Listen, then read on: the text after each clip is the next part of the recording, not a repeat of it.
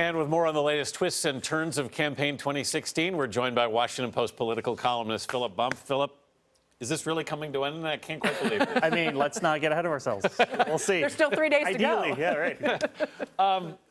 We heard Major talking about early voting in Ohio. We've also heard reports from other places. What is that suggesting about where this election is headed? I would say it suggests a couple of things. The first is that we've seen very heavy turnout among Latino voters, which is, first of all, something we'd expect to see because the demographics are shifting where there are more Latino voters in the population. But secondarily, it's generally seen as a good sign for Hillary Clinton. Latino voters overwhelmingly support her. There's a huge turnout in Nevada last night, which I think happened after most East Coasters went to bed. That's something we're going to want to take a look at.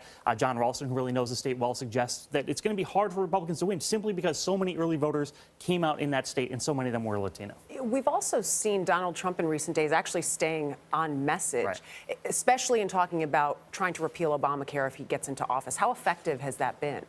I mean, it's very hard to say. I mean, the polls, it's hard to know what is being said and how that affects the polls, right? I mean, I think it certainly is the case that he's done a good job of not stepping on his own feet, which is what he's been doing for most of the campaign. The fact that he's doing that now is very, very helpful to his campaign. But, at this point, it's all about turnout. I don't know the extent to which any of these little nuancy things that they're saying on either side is really going to affect how votes are cast. Millennials now match boomers as the largest share of the electorate. Right. They turned out in droves in the primaries for Bernie Sanders. Hillary Clinton does not seem to have ignited the same kind of passion among those voters. How critical are they going to be in this election?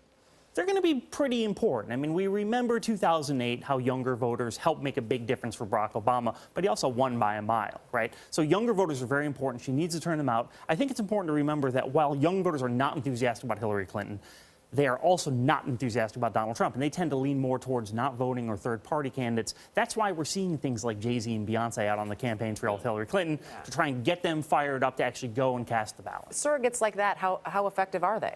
I think it depends. I mean, again, all we're talking about is turnout. That's it, right? I mean, Beyonce is not out there making the case for Hillary Clinton's healthcare policies, right? She's there trying to get people excited about going to go vote. And so I think that it depends on who the surrogate is. For example, is Tiffany Trump going to inspire a lot of people to go to the polls if she makes an appearance in Michigan? I'm sort of skeptical of that.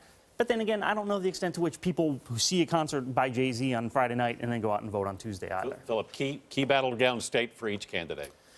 Number one, I think, for Donald Trump right now is North Carolina. He needs to win either North Carolina or Pennsylvania. For Hillary Clinton, if she wins Florida, it's done. Philip Bump, thank you for the very latest. Of course. A reminder, CBS News will have complete election coverage on Tuesday night, starting at 7 Eastern Time.